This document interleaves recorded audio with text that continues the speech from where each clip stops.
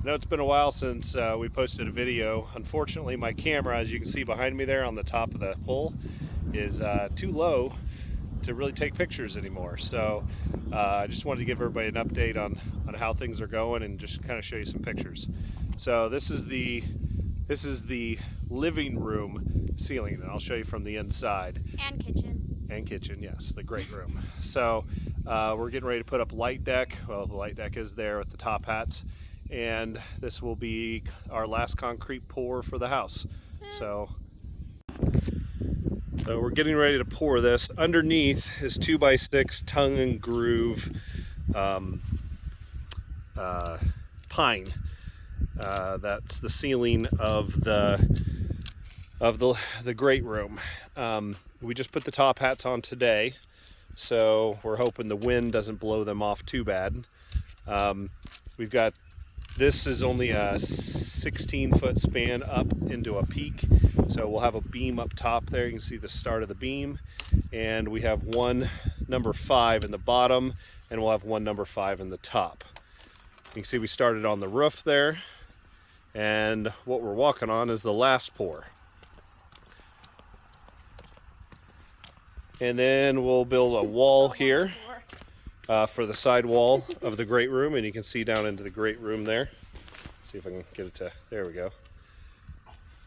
And you can see we did, this is 6x8 poplar is our main beams coming up. We'll reinforce all of this, and you can also of course see the tongue and groove up there. And we'll reinforce all of this from the floor while we pour. That's the hallway wall there. And we'll walk over here. Tongue and groove is the stuff on the ceiling. And then we'll have that beam up top with a 4-inch top cap. We kind of got bored waiting on supplies. That's part of the reason we haven't really done anything, is we've been waiting and waiting and waiting and waiting for everything. Just like everybody else. Yep, just got the windows. So this is the other side. All the rebar is tied into the floor, or the ceiling, depending on how you look at it, and then bent to come up. One of the things that a lot of people do wrong on this is they end up bending them, and there's not enough gap between the foam and the rebar. We've got about 2 inches, someplace only 1.5 inches, but as long as you have a minimum of 3/4 of an inch. And then here's the front wall, which we'll put up the Nudura foam on that too, to create that front wall, brace it all, and then pour the whole thing monolithically, so it'll all be poured at the same time. This is a 5/12 pitch. So shouldn't be too hard. We'll make the concrete a little extra thick. And one of the tricks is you start at the top and pour down. And instead of starting at the bottom where it's going to all slump, and trying to push it up, you start at the top and pour real slow, a little extra thick, and then allow gravity to do the work as you come down. Having good rebar mesh, rebar grid, and then your steel mesh in there also slows down that slump. We haven't pulled out all of the supports from all the rooms yet, most of the in-between supports, but just haven't taken time to take down all the bracing yet. Some of the rooms we have.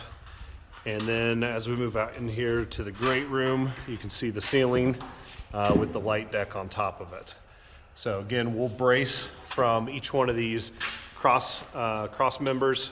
It's not the right word for it, but Arches? no, there's another word for the board that goes across the frames. We'll go from each one of those down to the ground, right where they connect to the upper beams.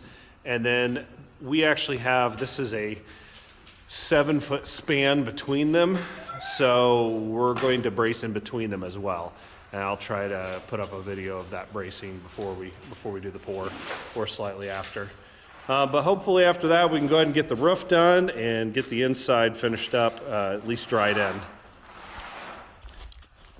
So I do also have to just kind of mention these doors are made by Ito Doors, They are solid hardwood and with a thick mahogany veneer. They're absolutely beautiful. The front doors, I'll post a video once we get those. They are similar. It's got speakeasies in it, very similar with the cast iron all over it. Sorry, it's so dirty. Except for it's a double wide door and they're arched at the top. So just absolutely beautiful doors. As before, if anybody has any questions, feel free to ask. I'll be happy to attempt to answer them in the best way I can or point you in the right direction. Thank you and have a great day.